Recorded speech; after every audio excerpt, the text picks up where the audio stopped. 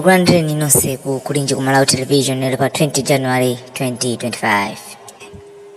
Bungwe la Malawi Bureau of Standards laseka mashopu asana madera osiyana ndipo mashopu andokwana 5.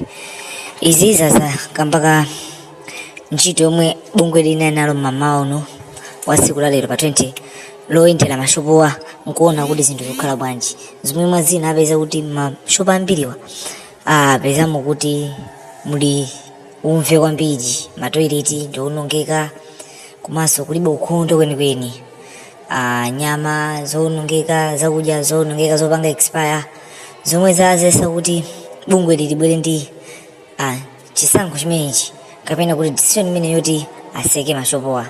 Ndipo mashopuwa aseka for temporarily, tanthauzo kuti azasekulidwanso mavuto akakonzedwa.